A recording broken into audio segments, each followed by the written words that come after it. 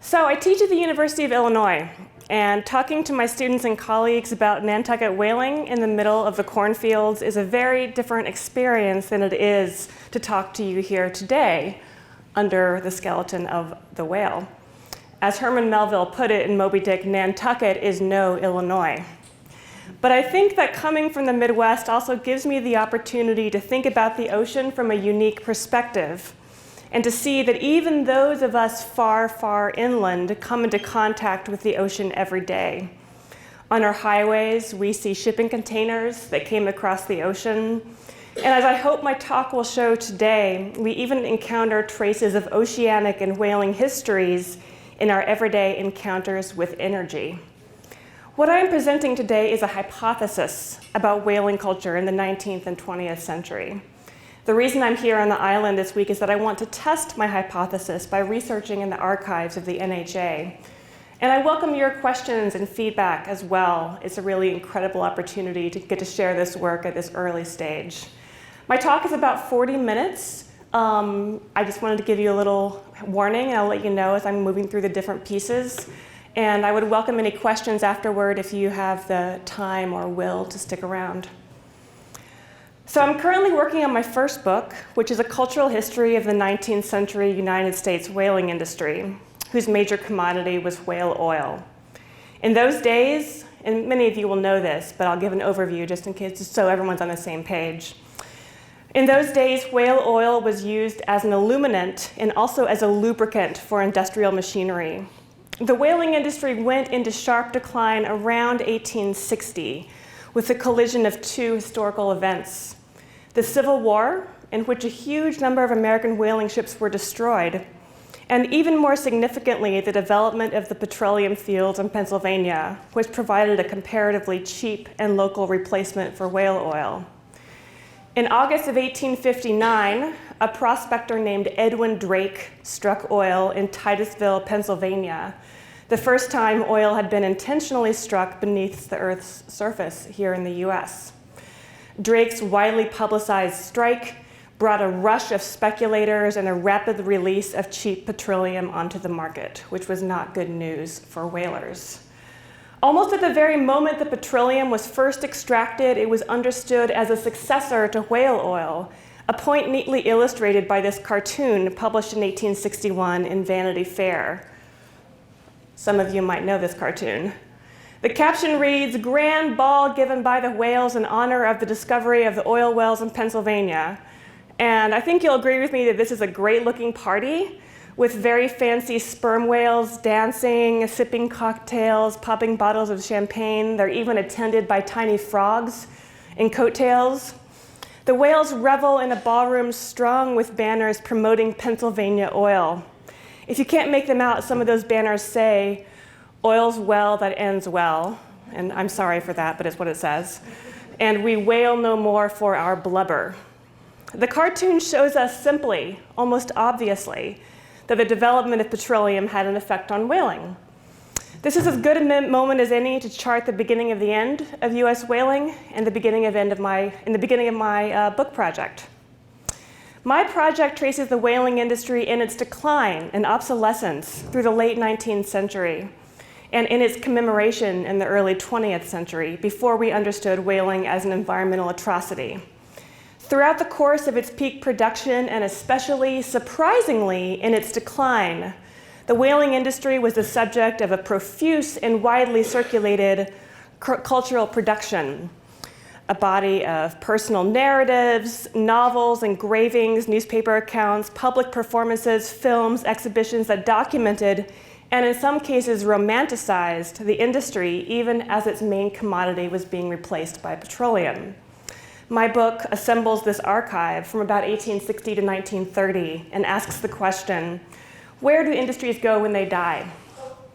This talk today will trace two of my conclusions. One, the US whaling industry, as it dies, migrates from the realm of oil extraction to the realm of culture, tourism, and leisure. The whaling industry does not disappear as it obsolesces. In fact, the case of the whaling industry helps us understand obsolescence as a process of persistence. What does obsolescence mean? What value do obsolete technologies hold for us, and how do we trace that value?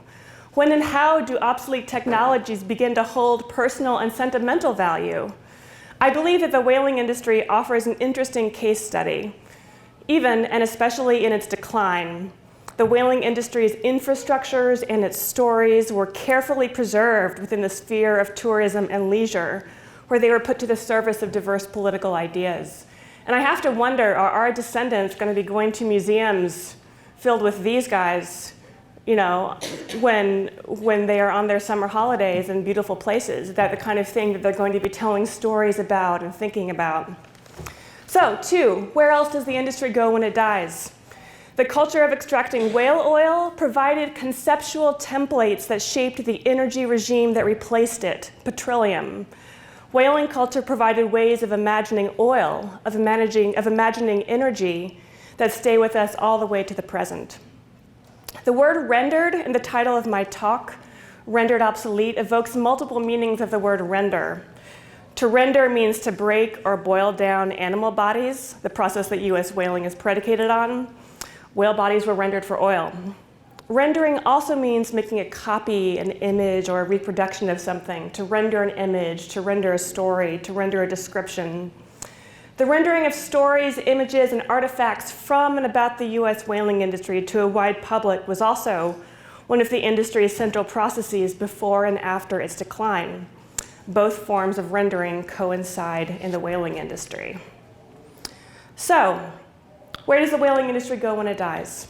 According to the first strand of my argument, whaling culture in the obsolescence of the industry migrates from the realm of energy extraction to the sphere of tourism and entertainment, from labor to leisure, where its decaying industrial infrastructure becomes a pleasingly romantic destination. What better example than this building, which was a candle factory, and then the headquarters for a steamship authority that brought tourists to the island, and today, the Whaling Museum, where all of us are having a wonderful time that we wouldn't have had in the 1840s if we were working here and smelling all of that spermaceti. The petroleum industry revolutionized the market for oil in the United States, pushing out the whaling industry in an act of creative destruction. That term comes from the economist Joseph Schumpeter, who said that when markets change, there are simultaneous acts of destruction of old markets and creation in new markets. But what I'm finding is that creative destruction is an incomplete process. Neither whaling laborers, nor ships, nor harpoons, nor barrels, nor factories, nor stories about the whaling industry are destroyed when the oil marketplace changes. If anything, whaling infrastructures become more visible to more people as it ceases to perform a productive function in the whale fishery. Almost immediately when petroleum overtook whale oil in the lighting and lubricant markets, whaling became the subject of a profoundly nostalgic cultural production. I've assembled this archive of late 19th and early 20th century travel literature describing the encounters that tourists had with the crumbling infrastructures of the whaling industry. Accounts that were published in newspapers and magazines, novels and nonfiction narratives, as well as postcards and print culture. And I found a trove, a real treasure trove of materials for that archive just this week down the street. But I'll offer a few examples here. So tourists visited the whaling ports of Nantucket and New Bedford in order to admire their picturesque ruins. Wooden ships falling apart, or here in this photograph from New Bedford, being broken apart for salvage. A characteristic travel account published in 1865 describes New Bedford as if it had already become a ghost town. Petroleum gives the whales a respite now. Earth's bosom is wounded with a lance that once struck the back of Leviathan, so that many a noble ship here sighs its occupation gone. As I walked to the wharves where lay the grim whalers idling in the sun, I could but fancy that I heard growls from their frowning hulks as they gazed slumberously upward at the beautiful city they have built. I love that 19th century prose. The whaling industry in its early obsolescence produces a kind of melancholic affect, a nostalgia brought on by ruins. A travel account in 1869 describes an accessible, if rudimentary, tourism infrastructure in Nantucket.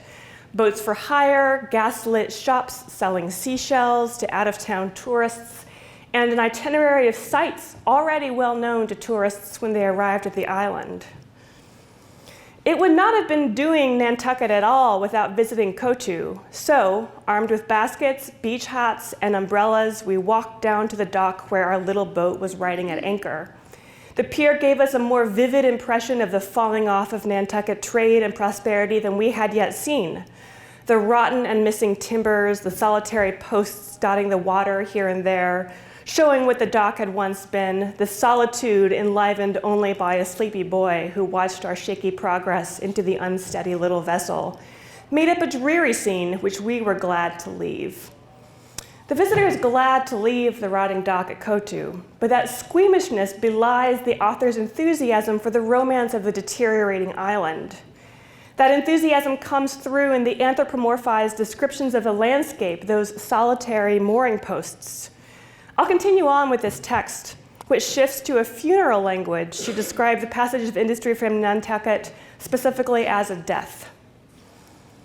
Our one rower had been a whaler, and as his eyes roamed over the distant waters, we wondered if he heard any sound inaudible to us that might have been translated, "There she blows," or into some other phrase of whalecraft.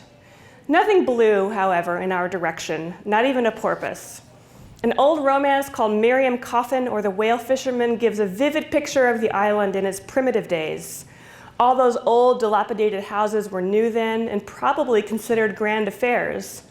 Whaling vessels came into port after a 3 years absence, and there was a brisk consciousness of something going on. Now grass grows between the pavements, and over the ancient town seems written requiescat in pace. And by the way, these letters were all published in newspapers. They're the kind of travel accounts. I don't know about you, but I always look at the New York Times travel section before I go somewhere to see what places they recommend. And this was the sort of equivalent in the mid-19th century of that kind of travel journalism. So I want to call attention to the earliness of these accounts. The New Bedford account comes from 1865, which is only 6 years into the Pennsylvania oil boom, and the Nantucket example from only 1869. The invention of whaling's quaintness happened immediately upon the whaling industry's decline. It went from being economic powerhouse that fed the nation's industrialization to romantic ruin in a very short period of time. I suspect for those of you in this audience that these ideas might sound natural because we're all here at the Whaling Museum to look at old whaling things and to, frankly, enjoy ourselves. Walking around the streets of Nantucket, I see the iconography of whaling everywhere. Like most seaside resorts, you see anchors and sailboats and a lot of local branding. But here on Nantucket, you also see whales and harpoons, which are stitched into the everyday landscape. But I want to pause and reflect a little bit on the strangeness of that transformation from a whaling economy to a tourist economy in the mid and late 19th century. Tourists to Nantucket at that time encountered the whaling industry in decline, ruin, deterioration, underemployment, and even poverty. All the features that made Nantucket quaint in that moment were features that marked its industrial decline and its ruin. It's hard to imagine Nantucket as we know it today like this in the mid-19th century. I think there's potentially a 21st century analog to 19th century whaling nostalgia, which I think makes the ideology of ruined tourism a bit clearer. And that is in the tourist industry that has been rising up over the past decade or so in Detroit, Michigan. Anyone here from Detroit? Am I the only Midwesterner in the audience? That's okay. That's okay. So in contemporary political discourse, Detroit has become a byword for systemic racism, outsourcing, the collapse of American manufacturing, and the death of cities, a forecast for the end of United States hegemony. But at the same time, some tourists are coming to Detroit specifically for these reasons because they want to see the great industrial powerhouse in decline. And along with tourists, artists are arriving too to document what they see. These photographs exemplify a flourishing genre of Detroit ruin photography, which is inspiring waves of so-called urban explorers to visit abandoned spaces in the city. There are problems, I argue, with these descriptions, and that is that these images don't show the people who live in Detroit. These images erase the experiences, contributions, and even the material presence of the people, especially the people of color who live and work in Detroit. Similarly, post-whaling ruin tourism erased the Cape Verdean and Azorean immigrants who increasingly operated the whaling industry in its declining years, especially in New Bedford, where whaling was carried on more and more by immigrant whalers toward the end of the 19th century. The comparison of quaintness tourism in a post-industrial 19th century New England with ruin tourism in 21st century Detroit is, of course, imperfect. But both examples show the process by which economic ruin becomes aestheticized to outsiders. And I find these images, I don't know about you, but I find them intriguing and interesting. And I think they're very complicated and worth thinking about in that way, just as I find those images of 19th century Nantucket intriguing and interesting. New England ruin tourism in the wake of the whaling industry also speaks to a profound shift in environmental perception. The perceived transformation of the built environment from productive to impoverished, from powerful to precious, registers a provocative shift in the environmental imagination of the coast and the ocean. So I want to hop backward in time to 1851, to about 15 years earlier than where I've been spending time over the past few minutes.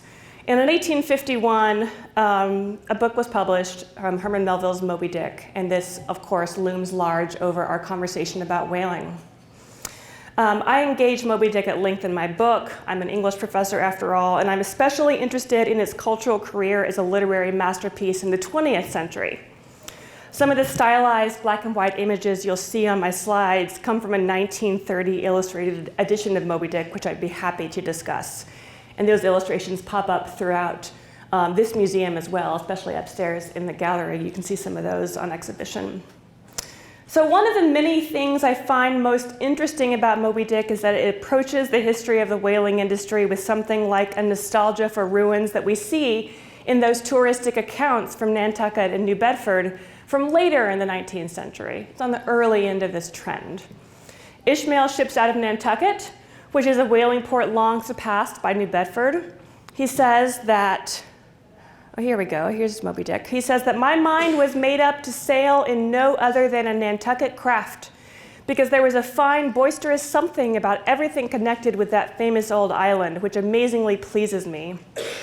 Besides, though, New Bedford has of late been gradually monopolizing the business of whaling, and though in this matter poor old Nantucket is now much behind her, yet Nantucket was her great original, the Tyre of this Carthage, the place where the first dead American whale was stranded. And Ishmael ships out on the Pequod, which at the time is a 50-year-old ship, an old ship that he chooses specifically because it's old and romantic. You never saw such a rare old craft as this same rare old Pequod. She was a ship of the old school, rather small, if anything, with an old-fashioned claw-footed look about her. A noble craft, but somehow a most melancholy. All noble things are touched with that. But here's the thing about Moby-Dick. This all sounds very familiar, in line with the emerging discourse about New England whaling ports, but Melville's early. Melville's not that early if you think about Nantucket, whose industry declined a little bit before New Bedford's. But here's the thing, Melville had never come to Nantucket before he wrote Moby-Dick. He was a whaler himself, as you might know, but he shipped out of New Bedford in 1842 on the biggest, baddest ship in the fleet at that time. Melville was not drawing on his personal experience of whaling when he sketched the Pequod. He was inventing a vision of antiquity. He was imagining the future in ruins. Moby-Dick predicts the obsolescence of American whaling, and it serves as a premature shrine to an industry that had not yet disappeared. Moby-Dick offers a vision of the future not by dreaming up new forms to come, but by imagining the structures of the present in ruins. The book's tense is future perfect. Whaling will have declined. In many ways, Moby-Dick became a different book as the whaling industry actually declined, when the nostalgic effect produced by whaling infrastructure became a widely sought-after experience instead of a perverse prophecy. Something that whaling culture helps us understand is the malleability of nostalgia, its availability to a wide number of political and economic critiques. So, I'd like to move on to the second part of my argument that I will discuss here today. Where else does the whaling industry go when it dies? Let me, in this last part of my talk, offer a second hypothesis. Whaling goes to influence the extraction of petroleum, the energy source that replaces whale oil. Okay, I'm going to flash back to this 1861 Vanity Fair cartoon, the whales celebrating the beginning of the petroleum industry. The cartoon depicts a crucial moment in the history of energy, when the idea of oil began to peel away from its origin in animal bodies. If you were to read the newspaper in 1852 and you read about the oil market, it would have been the whale oil market, especially in New England. This cartoon shows the whales at their retirement party, essentially, when the default referent for oil pivoted from whale oil to rock oil. It was often called rock oil, petro, rock, plus oleum, oil, being a kind of neologism for the new type of oil that came out of the ground. It's worth taking a small detour to explain that my research does not trace the end of whaling in the world. Whaling has not ended. Through the end of the 19th century and through the mid-20th century, whaling actually accelerated as new technologies made it possible to slaughter whales on an even larger scale than the New England whalers had themselves done. As whale oil fell out of use for lighting and machine lubrication, it gained popularity as an animal fat in margarine, soap, and other products. In 1946, the International Convention on Whaling seriously curtailed industrial whaling, the kind of whaling that had brought several species to the brink of extinction, with special exceptions for subsistence and cultural practice, such as was granted to native tribes in the Arctic and a few other places. But the US fleet, which had been the most productive whaling fleet in the world in the 19th century, participated very little in commercial whaling after the 19th century. Unlike other whaling industries in other places and times, US whaling was a proto-energy industry. That's what died in the mid-19th century. I said before this cartoon was as good a moment as any to locate the beginning of the end of US whaling. It's also as good a moment as any to chart the beginnings of the abstract concept of energy, a unified field of labor, production, and circulation defined by the end use of its products and not as separate spheres of labor and production determined by their environments. Energy means a lot of things. Energy can come from oil, from coal, from wind, from solar power, from geothermic power, from batteries, from chemical interactions. Energy means a lot of things, but it's a big and very abstract umbrella term that we use to describe a wide variety of practices and industries. Oh, where am I? The tourist accounts from New Bedford, remember our 19th century ruin tourism?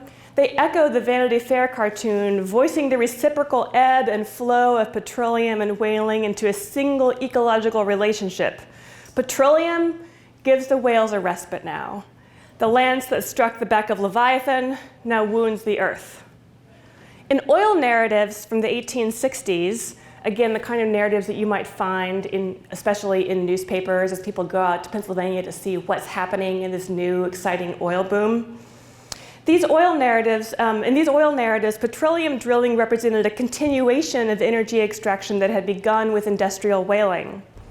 The language of wounding the earth as if the earth were a giant leviathanic beast pervades early accounts of petroleum drilling. But the relationship between petroleum and whaling is not only metaphorical. Journalists, speculators, and geologists who chronicle the Pennsylvania oil fields of the 1860s made constant reference to whales and whaling and described the new phenomenon of massive petroleum extraction. It seemed as though that was the best way for these journalists to understand what petroleum was. It was kind of like whaling. The unit of measure that we use for oil, the barrel, is a direct infrastructural holdover from whaling to petroleum. And in the 1860s, several oil narratives go so far as to say that a whaler's expertise was perfectly transferable from the factory ships of the whaling industry to the oil fields of Pennsylvania. This account, published in 1861 in the New York Daily Tribune, offers an example. Here I am more in the heart of the oily dominions than elsewhere. I find that New Bedford and Nantucket, heretofore oildom, has been unsuccessful for several years past, and is coming here with its millions of money and its hordes of vessel officers to harpoon the old mother of all whales, Earth, and draw her blubber by the force of steam, which must eventually injure whaling oildom very much. Petroleum print culture repeats the story over and over again that whalemen from Nantucket and New Bedford came in numbers to Pennsylvania to carry on the oil trade just as they had at sea. Some of these accounts even serve to underscore the impending obsolescence of the whaling trade and of whaling labor, including this one from a collection of accounts published in 1865. An old whaling captain living at Oil City, and by the way, the number of whale catchers and former dealers in whale oil now engaged in the petroleum business is somewhat remarkable, explains the deposit of oil by the hypothesis that a large shoal of whales were stranded in western Pennsylvania at the time of the subsidence of the flood, and that oil borers are now sinking holes in the blubber. His theory is not generally accepted, save among brother whalers. So here too we encounter another pervasive figure from the early petroleum industry, the theory that underground oil reserves were fossilized whales. This is another place where the comparison of petroleum extraction to whaling slips from the metaphorical to the actual. It's not just that oil is like a whale, but oil might just be a whale. The theory was widely mocked, as it is here, but just as widely circulated. Again, this is how people are making sense of what oil is before we really understand what the geology of petroleum is. I didn't go looking for this. I just came upon Pennsylvania oil over and over and over again in my research, and I kept shunting it to the side, thinking I'm writing about whaling, but it just keeps popping back and demanding attention. And I think that in some ways, the rendering of whale bodies for oil continues to be one of the languages and logics by which petroleum extraction was understood. So I find it strange that people understood the extraction of a mineral oil from the ground in similar ways that they understood the extraction of oil from an animal. But that's what I'm finding. People in the 19th century understood oil as something like a living creature. A writer named James Miller, who I quoted before, offered a technical description of the process of drilling for oil, writing that upon first striking oil at a well, quote, "The earth seems to bleed like a mad ox, wrathfully and violently." A few lines later, Miller writes about the sensory chaos wrought by the gas escaping into the oil well along with petroleum itself. An iron pipe trained from the derrick to the tank nearby conducts and delivers the precious product. Out of this pipe, with a sound like the blowing of a whale, pulsating in greater or lesser volume according to the spasmodic force of the gas below, the brown, rich fluid rushes into tank after tank, plashing the surface of the reservoir into yellow foam, filling the atmosphere with gas that rises and wavers like the heat from a red-hot stove, night and day unceasing, a constant tribute of wealth to its owners, though they toil not nor spin. So this passage uses a series of animal and plant images to make the oil come alive. The passage compares the sound of gas coming through the pipe to the sound of a whale's breath. Not that many of us know what a whale's breath sounds like, and I don't imagine many of these readers did either. It's a remarkable comparison that assumes an intimate sensory knowledge of what whales sound like at sea, and at the same time, it builds this metaphor of oil reserves as fossilized underground whales. That last strange line, "though they toil not nor spin," alludes to the scriptural verse of Matthew 6:28. "Consider the lilies of the valley, how they grow. They toil not, neither do they spin." This verse itself tries to give meaning to another unaccountable form of natural power, the vegetable energy that makes flowers grow, or as Dylan Thomas puts it, the force that through the green fuse drives the flower. In passages like these, the early chroniclers of the Pennsylvania petroleum industry are working to make meaning out of the new phenomenon of oil extraction that they are witnessing in Pennsylvania. And they are working out questions about the force and power of oil in ways that we still haven't resolved today. So I'll end my talk here by landing at a site of recent oil culture, the 2010 BP oil spill disaster at the Deepwater Horizon offshore drilling rig in the Gulf of Mexico. In April of 2010, as you might remember, The rig exploded when methane gas from the underwater well rose through the drilling pipe and ignited on the deck of the rig. 11 people died in the explosion. In the months following the explosion, the underwater well spilled about 4.9 million barrels of oil into the Gulf before it was capped, or quote, killed, in September. I don't know if you remember tuning in to watch those live streams of the oil kind of gushing into the Gulf. The disaster has caused artists and writers and scholars to reflect on oil's destructive power. From academia to Hollywood, the Deepwater Horizon disaster has served as a site at which to explore the still mysterious power of oil to act on its own. Even Mark Wahlberg, who starred in the recent Hollywood film Deepwater Horizon, has weighed in. As a cultural critic, I believe in looking for meaning everywhere, from Melville to Marky Mark. And I believe that the 2016 Deepwater Horizon film is returning us to some of those 19th century theories of oil as a monster. In the film, Wahlberg stars as oil engineer Mike Williams, who explains his job to his young daughter by saying that pressurized underground oil reserves are like dinosaurs. She proudly tells her elementary school class, quote, "My daddy tames the dinosaurs." A little like those oil texts from the 1860s, this film represents oil as a vast underground beast, not as a whale this time, but as a dinosaur. Now, the film is not original in this comparison. Sinclair Oil has been marketing with Dino the dinosaur since the 1930s. But the dinosaur is not merely a metaphor in the Deepwater Horizon film. Over the course of the film, the dinosaur becomes material. Before Mike Williams leaves home for the rig, his daughter begs him to bring home a fossil that she can show her friends. Then, on board the rig before the oil disaster, a roughneck gives Williams a fossil, which, through means unexplained, somehow popped up on the drilling rig in the middle of the ocean. And this is not just any fossil, but a dinosaur tooth, a real prize. So this dinosaur tooth was a cinematic ploy to sort of make this point about oil being underground dinosaurs. But I was still struck by the concise way that it evoked the power of oil. Oil in the 19th century seemed like an animal, wild and forceful. But even after oil had been tamed, and even after we've worked to subsume the violence of oil extraction under the abstract term energy, oil is still animate, possibly even still animal, and certainly at least a little bit out of our control. Protesters at Standing Rock in North Dakota call the Dakota Access Pipeline the, quote, black snake. They're theorizing the power of oil as well. My research is archaeological in a sense. Energy regimes are always infused with the conceptual templates and material practices of previous energy regimes, which my work tries to excavate and bring to light. The past is always present in energy culture.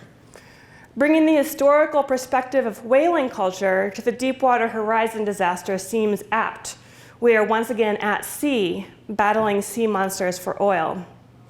The film makes it fanciful to imagine oil extraction as a mythic battle with underwater dinosaurs. But then the danger slips from fancy to fact. In the catastrophe of the Deepwater Horizon oil rig, the violence becomes real. The film's narrative stops immediately after the explosion on the rig, but its audience also knows something about the violence that the spill enacted on marine life in the Gulf, and about the way that this disaster has continued to affect the fishing communities in the Gulf of Mexico. And I would argue that in some ways we can also think about this as part of a much, much larger, even a planetary story in which we're seeing the violent effects of climate change on communities around the world. So what is at stake in how we imagine oil, whale oil and petroleum? You know, I know that there are oil engineers and climate scientists and technologists working all around the world to figure out how we're going to go through our next energy transition. What good is it for a historian or a literary scholar to think about the imagination of oil? I would argue that what's at stake is our evolving environmental ethic, our disposition toward natural resources and the infrastructures we create to manage them. How might a new environmental ethic emerge from imagining oil as an animal resource rather than as an abstract carbon-based resource? From remembering that petroleum is the legacy of whaling? My work in the 19th century shows us this concern isn't merely speculative, that for a significant period in American history, we did understand oil as an animal resource. It is our task to challenge profligate fossil fuel consumption and make visible the consequences of climate change, mass extinction, and environmental injustice. But in order to do that, we have to understand what kind of meaning oil makes in our lives. It's also our task to imagine a post-fossil fuel future. And that's why I think it's worth coming to as precise an understanding as possible of what oil was in the 19th century, looking to early petroleum culture and to the US whaling industry, coming here to the Nantucket Whaling Museum in order to understand the shape of our imagination of oil. Whaling culture helps us understand a world without and before petroleum, and at the same time, the world that petroleum has made. Thank you.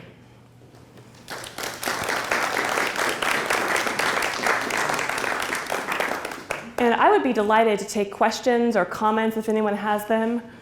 I brought my notebook so as not to miss any of your good ideas. The whale crews were extraordinarily talented. The officers tended to be Nantucketers, as you said. The below decks people were immigrants. What happened to the skills above deck? And you're asking specifically what happened to the skills above deck, namely among the officer class? Yeah, where did they go? Yeah, that's a great question. I can't say that I know for sure. I mean, I think that, as you know, among sailors of all ranks, there was a real fluidity among different types of maritime industries. People who had skill in the whaling industry might also work in the merchant service or in naval vessels. And so I think there was a lot of fluidity. So it wasn't as though there weren't any ships to sail on after the whaling industry itself ended. But I think that's a really important question. And I think that the stories that I'm finding about whalers going out to Pennsylvania is intriguing because it means that there's a certain kind of, perhaps, process of project management on a natural resource extraction site that seemed, or at least became, comparable between whaling and petroleum. I think another analog that I've been reading a lot about this week in the Nantucket archives is the gold rush of 1849. I think that the Nantucket story is a little bit different from the national story, the Nantucket story of how whaling declined. And one of what a lot of historians have attributed to the early decline of the Nantucket whale fishery was the fact that all of these Nantucketers themselves went to California in pursuit of gold. They took those ships and went out west looking for El Dorado. And I think that's another example of another type of extractive industry, gold, ripping something out of the earth. That doesn't seem to have a lot in common on its face with whaling and whale oil extraction, but which historically we know was an example where whalers and people actually did go from one industry to the other, back and forth. That's not an exact answer to your question, but it's a try. Yes, hi. I'm not used to speaking on a microphone. I'm not either. Out of curiosity, maybe this is not up your alley, but Sure. Certainly there must have been terrible economic plight Yes. after the industry went belly up, so to speak. Do you have any idea how devastated, what effect it took on the town? Was there poverty? Certainly, before tourism came in Yes. and boomed, Yeah. how difficult was it? How devastated was the community? Yeah, I think that's a really interesting question. And I don't have exact facts and figures, but what we do have are stories. There are a couple of, actually, if you look straight through there are a couple of plaques about what happened when whaling declined in Nantucket that I find, that I think represent the historical research of one of the earlier curators of the museum, Edward Stackpole, who was very interested in this question. So I don't have facts and figures, but I do know that another thing that happened around the same time that whaling was declining, and in part because whaling was declining, was a real drop in the population of the island. The island was pretty radically depopulated in the mid-19th century, as well as undergoing all of this. And so I think that there was a great amount of poverty, and at the very least, underemployment. But like I said, this transition from whaling to tourism is quick. You know, it's very quick. And I think this is an interesting story, too, about energy history. That as whale oil is going down, The great transcontinental railroads are being built, and that's giving tourists the opportunity to travel longer distances for not that much trouble compared to the old days when trains weren't available.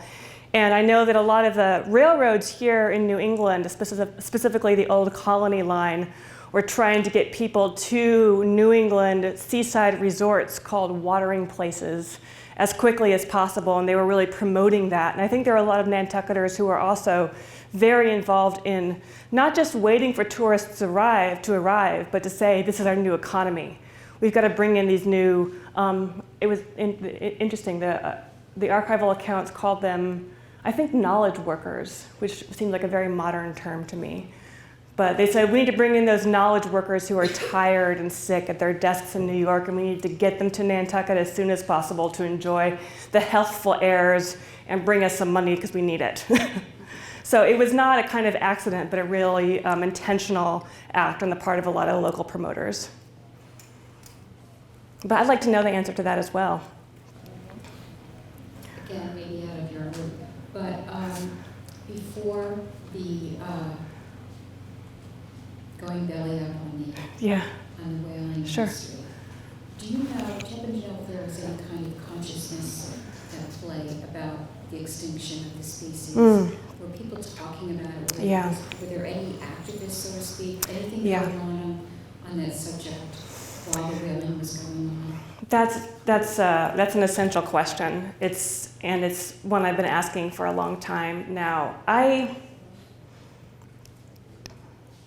In some ways, I would like to think that we stopped whaling on a massive scale in this country because we understood, or we came to understand, that whales were becoming extinct.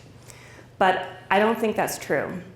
I think we stopped whaling because we found something cheaper, and that was petroleum. And also, we didn't have, in the United States, we didn't have the same need for animal fat that there was in Europe, for example, which still carried on the whaling industry, Europe and Scandinavia, on a commercial scale for a very long time, because we had animal fat coming from the Midwest of the country, from the great, huge livestock and meatpacking industries of Chicago. And so I think that there was not really the need for either the oil, which we got from petroleum right in our backyard in Pennsylvania, or for animal fat from the Midwest. Now, I do know that whalemen knew a lot about whales and about whale populations.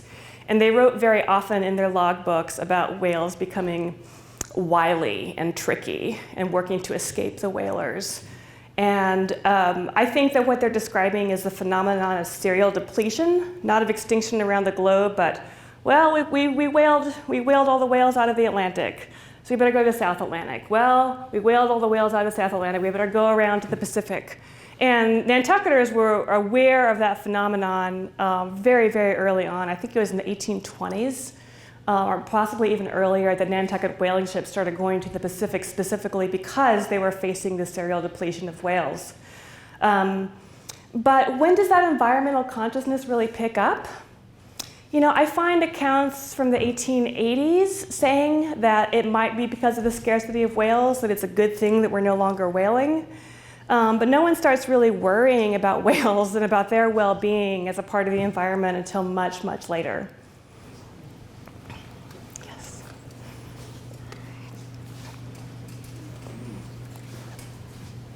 Hi. Hi. Full disclosure, I run the Office of Culture and Tourism for the town of Nantucket. Oh, it's great to meet you. And I wrote a dissertation on leisure history in New England. Oh, I've got to talk to you then.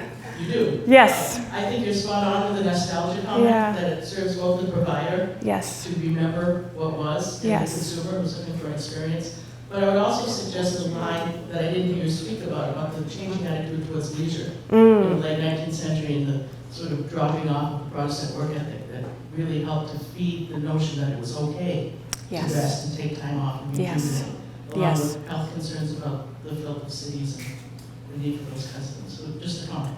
Yeah, I appreciate that, and I think that's right on. And this artist who illustrated Moby-Dick, Rockwell Kent, you see one of his illustrations here. I think I have got some others wrapped up that I could show you as well. I brought some extra treats in case someone thought. Rockwell Kent was making these illustrations in 1930, and Rockwell Kent himself was a really prolific artist, a painter, an illustrator, also a writer whose narratives are not read as much as they should be, if you ask me. But he was one of these people who was representative of a whole class of New Englanders, and in some cases like East Coasters and other people across the country, who believed that it was important to pursue active types of exercise and heroic adventures in order to pursue a different type of leisure. You know, to go on vacation by hiking or sailing. And Rockwell Kent himself, I think, was fascinated by Melville and Moby-Dick and took on this project specifically because he wanted himself in his free time, in his spare time, when he wasn't poring over a desk, to be carrying out and having some of the kinds of what he saw adventures the 19th century whalemen were having. But I appreciate that point. I think it's very interesting history as well. Somebody who has some, I'll come with. Oh, sure. I think there was a question over here.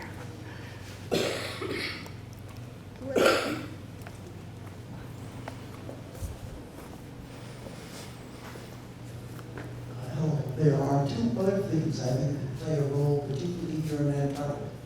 The first is not the immediate switch to tourism, but the realization that most of the people that came from the East Coast, in other words, New York, Philadelphia, Boston, lived in quite terrible circumstances as far as climate is concerned. With the advent of the Industrial Revolution, the air they breathed, particularly in the summer, must have been horrible. And so to come here with the old colony line or whatever, not only was it better to breathe here, but it was 10 or 15 degrees cooler than the horrible, even the wealthy families had a terrible time in the summer. They escaped to the Adirondacks and New England, the Berkshires and so on. But coming to an island like this must have been a revelation for all of them. At the same time, by 1870 or 75, the wonderful sea bathing mania from France arrived in this country, and the thing to cure all ills, particularly skin eruptions, was to go sea bathing, and one could do that here. That's right. You know, I've been reading some really horrific accounts of traveling by train and what it was like just to kind of be immersed in that coal smoke. I mean, we get a little bit of that. Sometimes you can smell the diesel fumes when you're on the ferry, you know, and you get a little taste of that. But you were just immersed in this coal smoke, and people describe walking off the ferry onto Nantucket and just breathing that air, and just, you know, in some ways I think that's an experience that we can still get today. There was no air conditioning. No, exactly. We have one here and then one there, and I think one public. Just a little aside, the woman here mentioned a couple of times going belly up. Yes. And I'm just wondering, is there some relationship to whaling and going belly up? I wish I could give you an answer. It's hard to imagine that there's not, but I don't know for sure. It's either there's an etymological relationship between that phrase and whaling, or a kind of folk etymology, and that it seems so fitting here to think about it, but I'm not sure exactly. I wish I'll look into it though. It's thin out. Fin out, fin out. So fin out, yeah, would have been the phrase. So a quick personal note, my grandmother ran a boarding house in Bardonia, New York. It's now a suburb of New York City now, the bridges have been built. People left the city because it was hot and it was cooler. Yeah. Nantucket is cool in the summer time Yes. because of the ocean. Yeah. But my original point, which you touched on, was coal. Mm-hmm. The locomotives in the railroads were coal until 1947, when they in wholesale switched to petroleum. At which point, the Coal Institute of America commissioned Rockwell Kent to do a series of oil paintings that were going to be the basis for an advertising campaign promoting the miracle of coal. That's right. And it didn't work.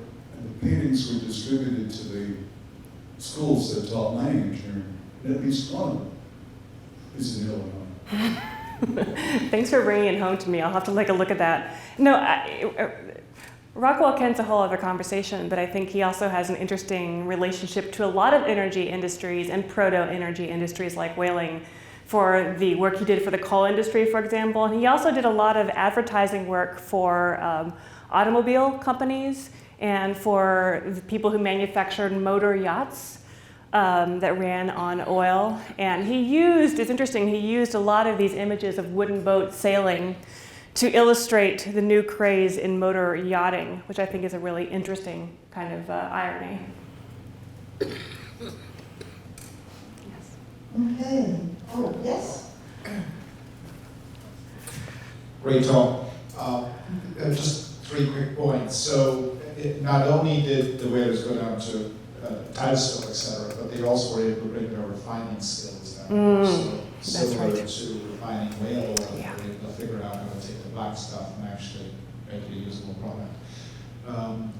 Then in terms of preservation and not hitting newspapers, if you look at Captain Scammons, Captain Charles Scammons with the grey whale in Baja, there was great concern, and he wrote pretty eloquently about preservation of whales in 1880s. Which is early, right. And then the last point, I think with whales, it's always been an economic interest, and it's an economic interest today that there's more money made in whale watching today than was made in whale killing. Right. Right. What those Nantucket whalemen would have thought about the whale watchers, I would love to know. That just reinforces the tourism. Yes, exactly. And takes this natural resource and says, this is good for something else. Well, let's have a hand for Professor Jones. Thank What an interesting presentation. Thank you. Thank you.